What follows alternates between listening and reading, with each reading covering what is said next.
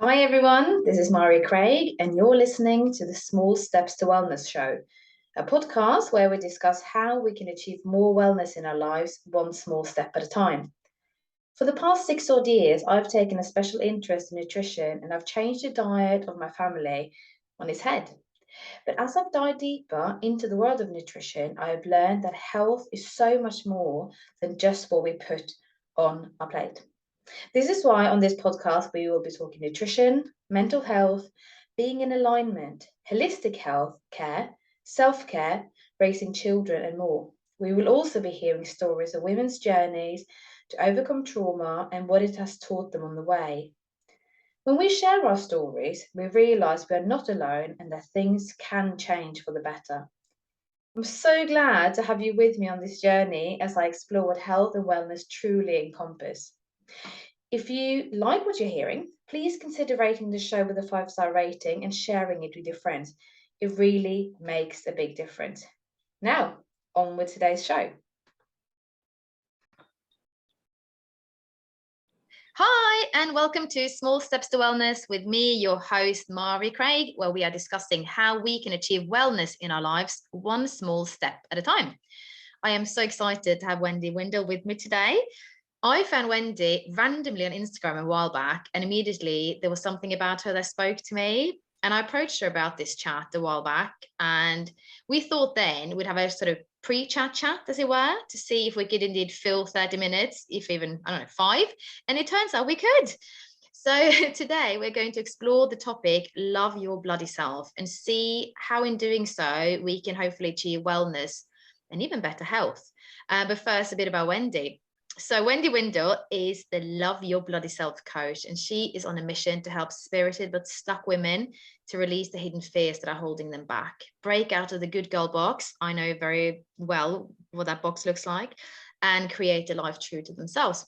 Now, Wendy teaches her clients effective practices to eliminate stress and anxiety and create sustainable self-care systems that propel them forward. Now, Wendy's with me from Mexico today, and she splits her time between her homes in London and Mexico. And she's the happiest when she's covered in cats and eating chips. That sounds amazing. Although maybe, if I didn't go on. That is my life right there. Cats and chips.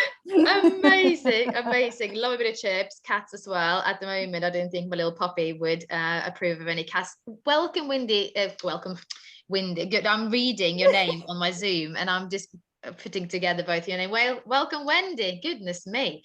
Good morning. Grateful to have you here. Good morning. What time is it? It's morning for me and afternoon for you. Hello. 8 a.m. did you say? It is 8 a.m. here in Mexico. Oh, and have you gotten out of bed for me? Should I say thank you very much for that? I would love to say that I got out of bed just for you. I was, I could lie and make it about you, and but I let's say that you're the icing on my cake this morning. Awesome. Normally I'm covered in cats journaling at this time, switching on the laptop just for you. Oh, amazing. Thank you so much for being on. I mean, it's been one of those. I've followed you on Instagram for a while, and there was I just love your handle, love your bloody self. Where does that come from? Like, how do you become that kind of? What kind of coach is that? That comes from finally narrowing down what it takes to thrive in this world. After years of me trying everything under the sun to be the person I felt that I was supposed to be, to feel the way that I felt I should be feeling in this life, to, attract and manifest all of the things that I felt were right just beyond my reach. And I tried everything, none of it worked. And then finally I just said, well, what would happen if I just sat here and bloody loved myself now? Not when I've got the man, when I've got the job, when I've got the money in, when I'm working with this type of person and these type of clients, and when my theatre school's doing it. What if right now, in this absolute mess that I am, with these thoughts, this body, this bank account, I just said, you know what, that's enough. I'm going to bloody love myself now. Oh, I love that. And because otherwise we put a condition on it, don't we? We say, I will love myself when. Oh, absolutely. One of my favorite quotes is from Marie Curie, and she said, have no fear of perfection. You'll never get there. Yeah. And yet we've been raised with this idea, when you've perfected yourself, then you will be worthy of love. And then you will receive love from other people. We don't even get to the bit of, when do I love myself? And yet every client I've ever worked with, I started to realize that no matter what was manifesting in their life as the seeming problem, underneath it was a disconnect from the self and a fear that we're not worthy even of our own love. And this idea of, I have to jump through these hoops, I have to achieve this and get there and do that. And then maybe one day I'll let myself take a holiday. Yeah. Like, what kind of prison have we created for ourselves? Yeah, where does that come from? Well, part of the human psyche is that we have to split. We have to split apart. And it's natural and normal for a human to have to do that, because otherwise we'd be in really big trouble. When we come in as babies, and I'm sure you know this, if you ever look into the eyes of a newborn, it's like looking into the universe, right? It's just, that's just perfection and unboundedness, like limitless potential right there. And the thing is, the baby's looking right back at you and they see you as a part of themselves. That's how the newborn brain works. Everything, there's no us, them, me, you, here, there. Everything is oneness. They are absolutely, we are born into a state of nirvana, that state that all the monks on the planet are trying to get back to. We actually were born into that state. But you can imagine walking around Sainsbury's as a 35-year-old, not knowing that there's a difference between you and the toothbrushes would cause a bit of a problem. So we let go of that at some point. We let go of that. It starts around 6 months old, where we start to realize that our primary caregivers aren't actually us. And this is the first inkling that, these giant people who are looking after me aren't they're not my arm, they're not my leg. I need to do something to get their attention, to get food.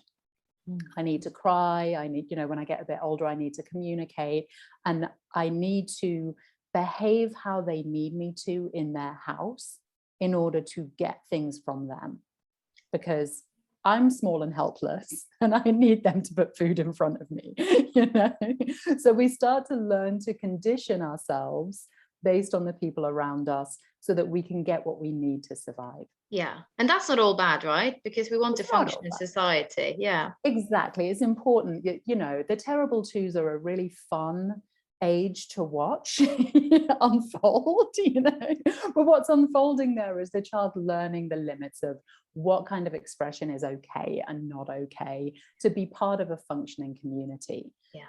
The thing is, as this split is happening, we develop what we might call an alter ego or a shadow, or just to keep it super easy, the judgment. Yeah. We start to learn to judge. I have a very clear memory when I was about 4 years old, playing in the park, and there was a couple of girls there, and they were talking about how they had children's like fake perfume. And I had real perfume, and I was 4, and they were big girls, maybe they were 6. And I desperately wanted to be their friend and have their approval. So I did what I'd been trained to do in my house, which was, speak up about your skills and what you've got, to like kind of show off a bit. So I ran off and just said, I've got real perfume. And they just looked at me like, no, you don't. No, you don't. Just go away, little girl. We're playing on the swings. Go back to the slide. No, you don't. And not to be told a liar, I ran home to get this real perfume that I'd been given for Christmas just a couple of months before, and then ran back to the park, but they weren't there. But so then I ran around. I grew up in an army barracks. So I'm looking around the whole barracks for these girls, and I see them in the distance, and I'm like, victorious. I will run over to these girls, show them this real perfume, offer to share it with them. We're all going to be best mates. This is going to be incredible. And I run over, shove this perfume bottle up one of the girls' nose and say, it's real perfume. And then take a step back and look. And these are not the girls from the park. These are different girls who I've just accosted with a bottle of perfume in the street. And looking back, it was probably really bad fake perfume anyway from a kiddie kit, But what happened then was I turned on my heels and split. Yeah. And what grew in my psyche was a very strong judger, who instead of soothing me and saying like, oh, Wendy, silly mistake, never mind, you're still lovable, you're still great, go home and enjoy your perfume, you know, go knock on the door of one of your other friends, you've got friends, you're fine. No, this voice grows 10 heads and starts saying, you idiot, you worthless idiot. How At the age of 4. Oh, at the age of 4, how could you have embarrassed us like that? You've made a fool of us. You know, the judgment voice is always creates an us, you know, like who's we? You know, there's only one of us. And yet at some stage we develop all of these different voices. And this judgment voice is the one that says, you know what, you'll never be good enough. You'll never get it. Don't even try because you'll fail. Now, part of this voice is trying to protect us from the pain of being embarrassed. Mm-hmm. But the trouble is, as kids, we're not sat down and told about these voices. We're not sat down and taught how to integrate these voices. And we're certainly not taught how to self-soothe. And we're not taught that it's just a mechanism of your mind trying to prevent you from being embarrassed again, because being embarrassed is painful. And we're pack animals, we're social animals. So we need to feel acceptance by the group. So here's a part of my brain trying to protect me, trying to help me to be accepted by the group. But what it does instead is stop me from accepting myself. Yeah, this is important. A while back now, I had to do some hypnotherapy with one of my children a couple of years ago now, and we had to talk about exactly this, that there will be one voice in your head saying you can't do this, this is rubbish, give up, there's absolutely no point. And then there's this other voice. So I'm holding up my hands now for those who obviously can't see this. As another voice going, I believe in you, and this will be great, and all the rest. So imagine how you'll feel.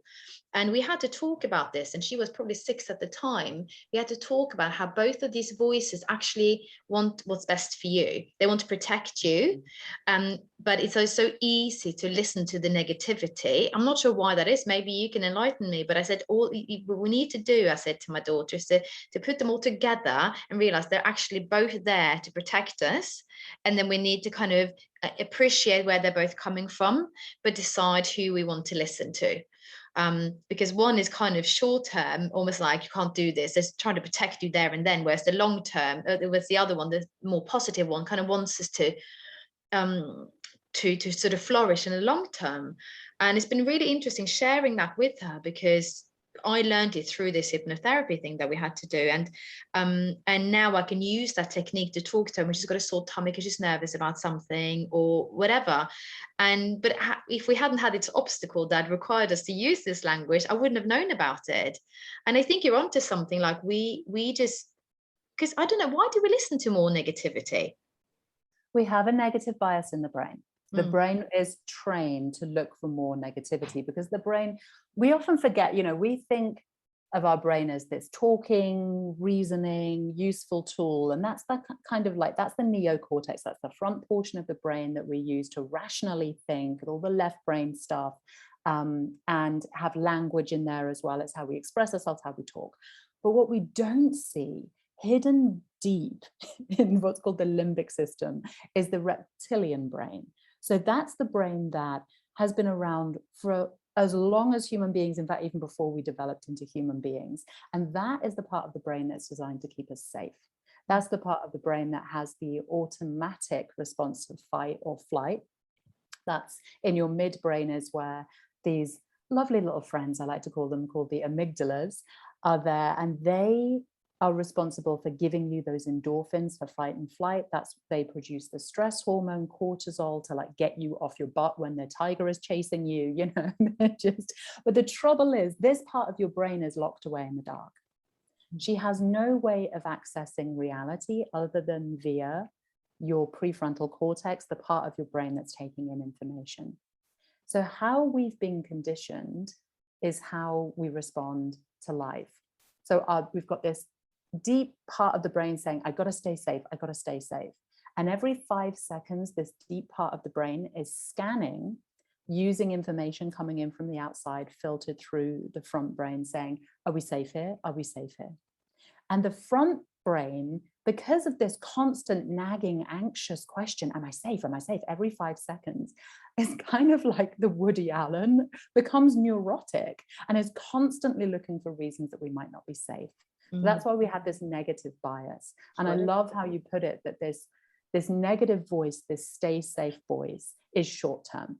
It's looking for survival. It's looking to keep us safe. It's looking to keep us loved. It's looking for the next meal.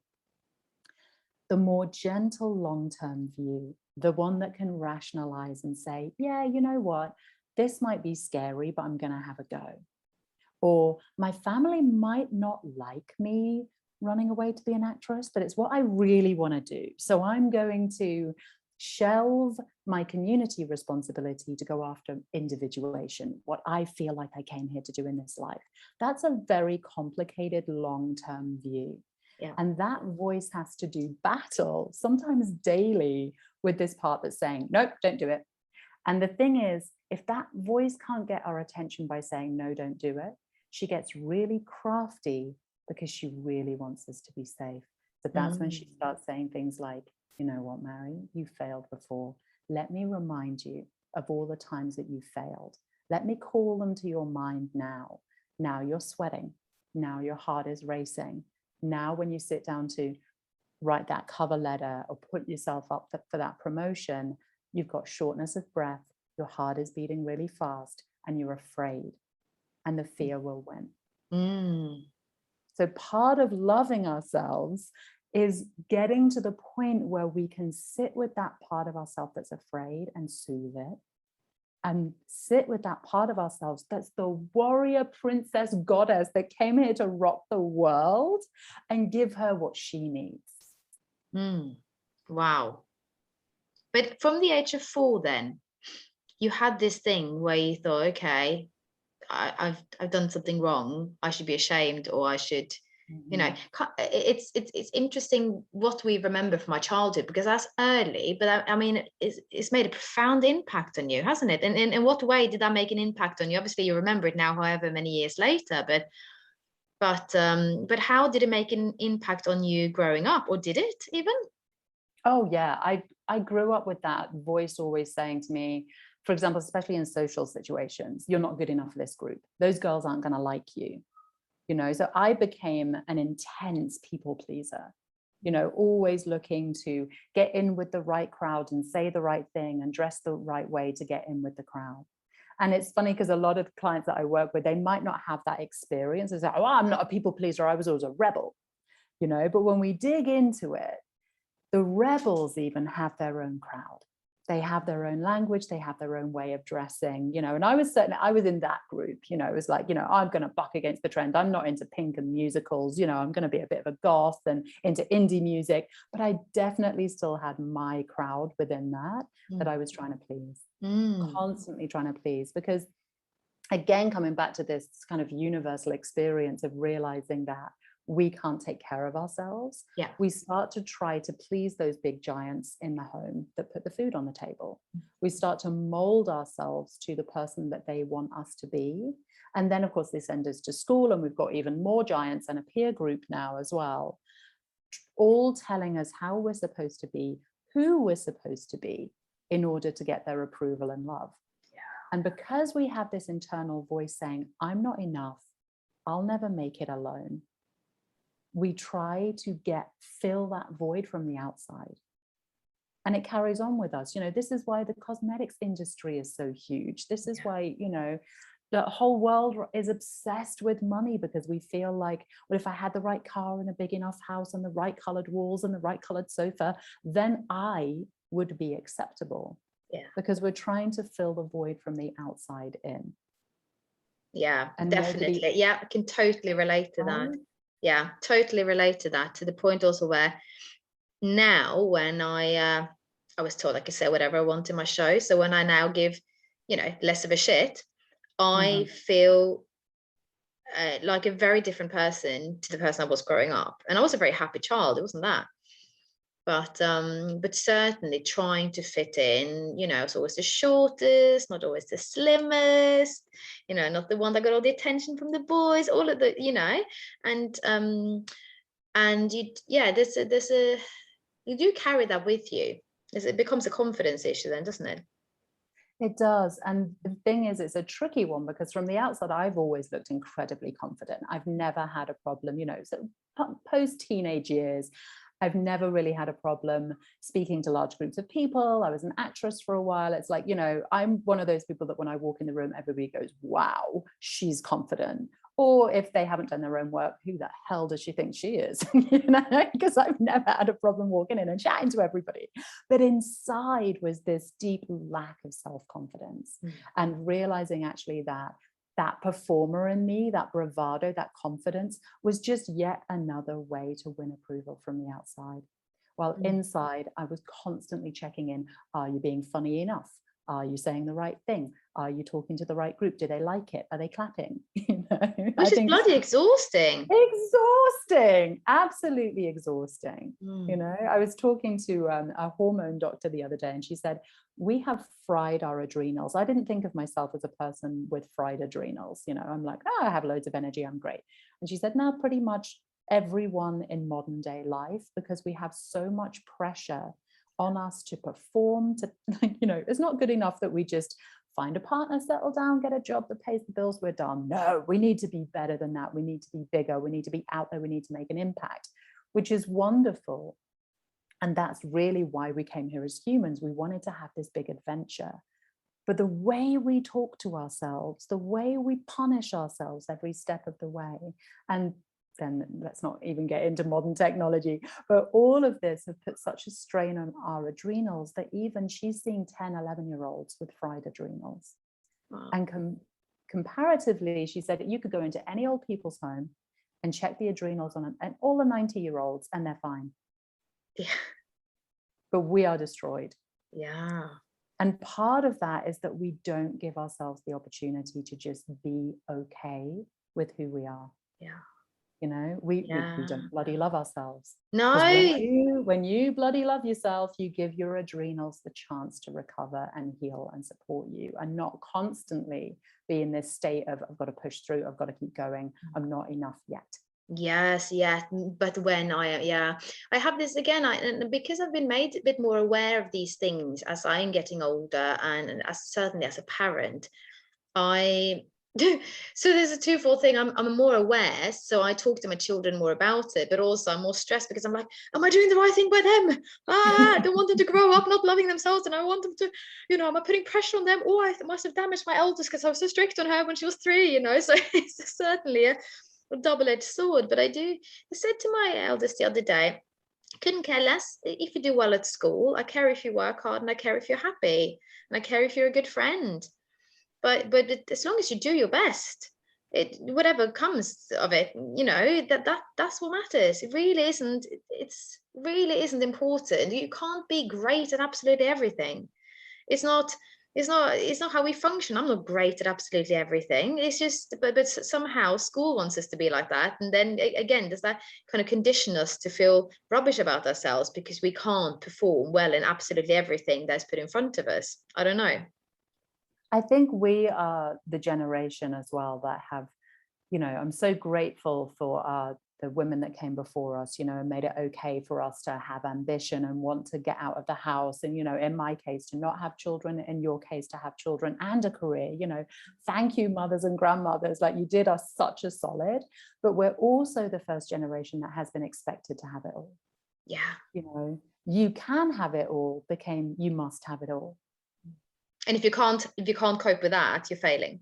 Well, what's wrong with you? Yeah. Because you have everything now. Yeah. Yeah. Be grateful. Oh yeah. So how did Wendy, the actor, how did she become a coach? How did that happen? It all began with meditation. So I had a friend who did a meditation course, and I dabbled a bit in meditation, but not really gone for it. And she said, come along and do this weekend course with me in meditation. And that was the first time that I'd really sat with myself. And it was horrifying at first because I got to hear all of these different voices in my head. And really for the first time, I was about 35, 36 at the time, sit with myself and realize, wow, I have been horrible to myself. Like I had put myself in relationships with narcissists. I'd been bullied as a child, but nobody on the outside had treated me as badly as I was treating myself on the inside. The way I spoke to myself, the things I said to myself, the way I pushed myself, and there was no reward. I was never done. There was just constant guilt and constant pushing, and then falling off that constant pushing, constant guilt with, you know, substance abuse, cake abuse, like, like I'll just have 10 cups of coffee today, just trying to push myself through in any way I could, and then giving myself treats and rewards that weren't really treats and rewards. They were numbing from what I knew to be true, which was that I needed a break. And in some way kind of actually coming full circle to punish myself. I think we all know this. You can eat enough cake that it actually becomes a way of punishing yourself. Yeah. Mm-hmm. You can drink enough wine that it actually becomes a way of being mean to yourself. But I wasn't conscious of that until I was. And then when I started to see, wow, I'm being so mean to myself, a lot of mean behaviors just started to fall away because I realized that's not how I want to treat myself anymore. And it began this long journey of being aware of what's happening in my head and how I'm treating myself and how that's manifesting. And then I trained as a meditation teacher, taking on meditation students. And I realized that while I could teach people to meditate, they kept calling me up and just saying, I need something more from you. I need something more from you. And then there was a lot of beautiful serendipitous events that led me to actually training to be a coach so that I could help people even more.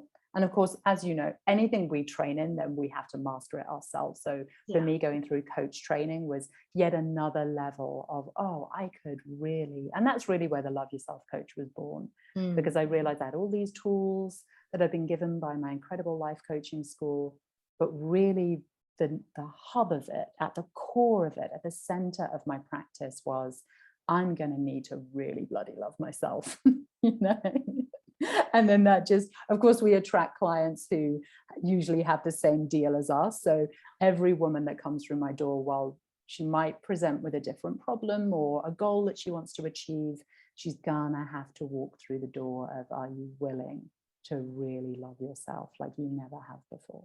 Oh, and I guess from your title comes it shouldn't be completely unexpected when you ask them this, but what's the reaction? Because if it's a big ask, isn't it? It's the simple, normal reaction, but it's not easy to do. Yeah, and the normal reaction is fear, because we've been so conditioned, especially as girls, that we're not worthy of our own love. We are here to serve. We are here to, this is where the good girl comes in, we're here to serve. We're here to serve our teachers and our parents and our siblings and then our children and our husband. And no matter how emancipated we think we are, we're carrying the weight of thousands and thousands of years of women being repressed and conditioned basically into slavery. So carrying that in our DNA comes again, this old reptilian brain. When we say things like, I'm going to strike out for myself and just do what I want today, something inside us goes, no, you mustn't. You will be kicked out. What will they think? Yeah. What will they think? They will leave you by the side of the road and you won't be able to fend for yourself. How dare you? How could you be so selfish? You have children. You should spend every waking minute of every single day looking after them. Then, if there's 2 minutes at the end of the day, you're allowed a bath and a cupcake. Yeah, and the bath and cupcake. That's all. That's what it means to practice self-care. I could rant on this for years, but for me, this is another way of how it's a subtle repression of women to think that self-care is a bath. That's grooming. Yeah. That's a basic standard of self-care. And you're allowed. Lovely. Yeah. I love a bath. I love a bath with the candles and a good show on, a book getting soggy. Like, I love all that. But that's not, it's a fob off. It's if you think that it's okay to say to more than 50% of the population of the planet that your only way to have love is a bath or a cheeky glass of Prosecco and a cupcake. I'm like, we're not 9, a cupcake isn't going to cut it. Because self-love, and when we really get into it, we have to be willing to say no. Yeah. We have to be willing to let our dreams be there. Because what I find with my clients is we came in with dreams. We had big dreams, and they were stolen from us by busyness. So part of being in love with ourselves again is to say, actually, when I was a kid, I knew I came here to do something great. I might not have a clear picture of it, but I had a sense that I was here for a reason. And it's a lot of love to allow ourselves to dig into that world again, dig into that wide-eyed child that kind of knows she's a warrior and knows that she came here to do something huge. Yeah. That takes setting boundaries. It takes selflessness. In other words, you got to put yourself first. Yeah. Yeah. And it's interesting when you talk about this, because when I was little, I always wanted to have my own radio show. And I always loved writing and making up stories and all the rest of it. But then there were a couple of papers at school that I didn't get such good grades on. And I kind of lost all confidence just based on that. I just remember this so vividly. Just not doing as well as I hoped. And I thought, okay, well, I'm rubbish then. I can't do this. And then I was going to study journalism, radio journalism, and kind of abandon that thought because of fear, because of what if I'm not good enough and all the rest of it. And here we are, I've just turned 40 and we're talking on a radio show. But that has taken an awful lot of time and patience and also a few years of feeling victimized by society. You know, why I'm the one that's made to be at home with the children and all the rest of it. And it's taken me a while to realize that that's actually been a gift. Even though, yeah, it didn't feel it at the time. I mean, it's so many things I could be saying about that, and that's maybe it's not, the thoughts aren't as coherent as they should be for a show on the radio. But it's interesting how we start off with something, and then through whatever situation we're put in, and or whatever happens, or conditioning, or whatever it may be, we abandon something that we know actually deep within that we'd love to do or we'd be good at. And then it takes such a long time to get back to the starting point where we knew we always wanted to be. It can, but what I love about your message, Mary, is the small steps. Small steps to wellness, you know, and in the same way, it's got to be small steps to love. Yeah. Because otherwise we frighten ourselves, right? Like if someone had come to you when your children were still, you know, feeding off you and on your hip and said, start a radio show, you'd be like, you know, as you said, you had to walk through some mental stuff. You had to make peace with some things. You had to change your worldview.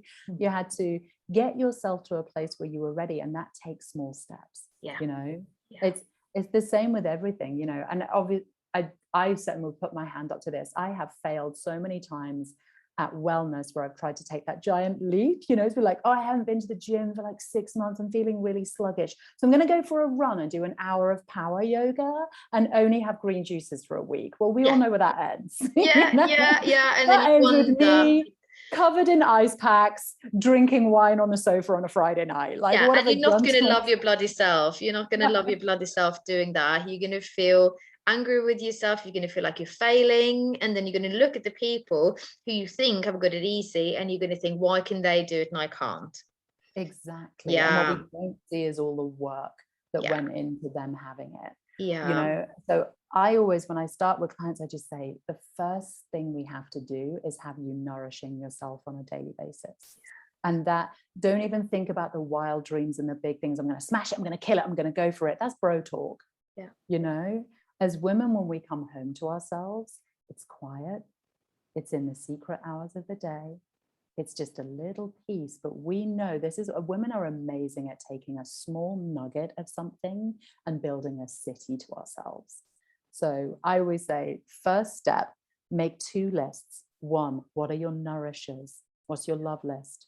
What's on there? What do you love to do? And what makes you feel fulfilled? And you know what? It could be a glass of Prosecco and a cupcake. It's probably not the bottle of Prosecco and an entire family chocolate gatto, so it's not about, because I find often with us, we say, oh, I shouldn't have this because it's bad, we know Oh, shush with that. There's no such thing as a bad food or a bad activity. One of my nourishes is Below Deck. It's absolute trash, but an episode of that to switch off, glorious. 10 episodes in a row, now I flip the switch. It's not nourishing anymore, So what are your nourishers? What makes you feel filled up? It could be a cup of tea in the garden. It could be a 20-minute walk, but making a big list of what makes you feel full. It could be 10 deep breaths. 10 deep breaths. My gosh, if we all woke up and did 10 deep breaths every day, we'd be living in very different bodies, wouldn't we? And then we flip to the other side. What are your drainers? What are your vampires? This is my leave it list. You got to learn how to leave it. And it could be things like prioritizing housework over self-care. You got to learn to leave it. Maybe there's people on that list. Now, obviously, we're social beings. We live in families. We don't often get to choose. I'm not a fan of just, cut your brother out of your life if he's a drainer. How are you going to do that? But we can limit contact or create boundaries around contact with people who drain us. And we can limit contact and create boundaries around activities that drain us. And as I'm doing at the moment as a parent, I'm doing exactly that with activities, because as fun as things are, we also need that time to just be and not do anything. I love that there's two lists, so one to add on to or one to be aware of. What can I grab to help me in the moment, either if it's a minute, 5 minutes, half an hour, however much you've got, and what do I need to actually let go of. What's my love it list, what's my leave it list? And I always say your love it list, you should aim for, and of course build up to it, 3 things on your love it list per day. So that's why it's important to have simple things. It could be keeping a 5-minute gratitude journal. It could be brushing your child's hair, playing with your cat. Often we're nurtured by such simple things that we tend to overlook them, And the leave it list could be, well, I'm allowed, or, I feel like, for example, chips. I love chips, like I said. Do I eat chips every day? No, that's a leave it activity for me. But when I do have chips, I always serve them with a great big salad, because I actually love that combo. And that's when chips go off the leave it list and onto the love it list for me. So playing with it, what's my boundary between loving it and leaving it? When does the love it activity turn into a leave it activity? When does the leave it activity flip to a love it activity? And I would always say as well, with your leave it list, it can be difficult because we've got to say no, we've got to create boundaries. We might have to let the laundry pile up. We might have to learn how to have conversations with our partners about how, I know I was at home today, but the house isn't pristine, because actually that's not my job. I love these tips. I love it. So on the leave it list, if you have something in your awareness that you're working on, and then to support yourself, 3 things a day on the love it list. But here's the real key to nailing the love it list. Do one thing at a time. And this is a real buck to how we're being trained in society, with our phones pinging all the time and the laptop and the TV on at the same time, and while we're trying to cook dinner and read a book. One thing at a time. So this morning before I came here, I had my cup of tea and I left it down because I've got 2 kittens and they wanted me to play with them, and I just sat on the floor for 10 minutes and all I did was play with the kittens. And my mind was like, you should be prepping for things to say to Mary, like, maybe you should eat something. No, I'm just playing with my kittens. 10 minutes. One thing at a time. Going for a walk. Go for a walk. You don't have to have an educational podcast in your ears. You don't have to be on the phone to your mother. Just go for a walk. One thing at a time. Brilliant. How did these suggestions come across to your clients? As in, how are they received? Oh, they love it. And realize really quickly that, because I guess we're so used to the big bang, right? that when I say like, just do 3 things a day that you love, it's like, oh my God, really? Like, you know, could have read that in a blog. But there's a massive difference between reading it in a blog, hearing it on a radio, and actually doing it. Yeah, and having an accountability partner, I suppose, in you as their coach. Yeah, that's my main job, is to actually be the one that will show up and not take people's excuses. Yeah. I love my clients too much to take their excuses. Yeah. You know, if there's a block, if there's a subconscious something going on, a deep fear that we need to work through, I have the tools that we can work through. But if it's just, oh, I didn't find time this week to love myself, no. Yeah. You know? No, exactly. Yeah. But this is why also maybe it should literally be a fridge list, shouldn't it? Like all the things that nourish you, literally on your fridge.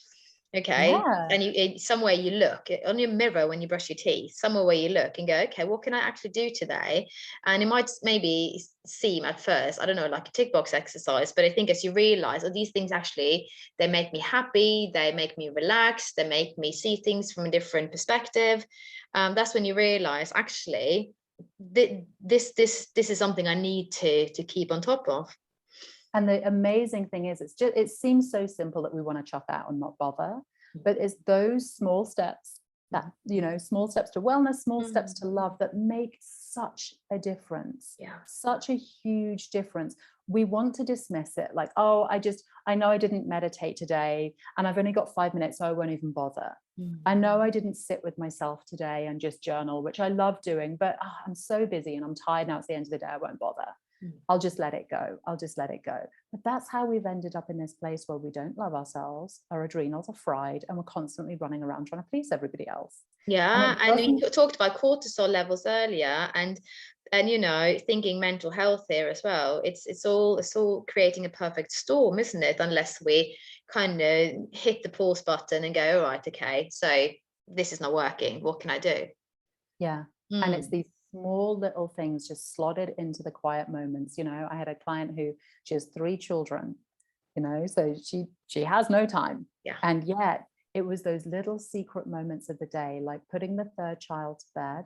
She would sit on the floor while he slept and just meditate for 10 minutes. You know, beautiful. Just these little pieces of time. And then even she actually started to take even bigger steps, where she realized how much of a big difference this was making to her. She just hired a childminder to come to her house, not so that she could work. This was such a beautiful transformation for her, so that she could take a walk on the beach near her house.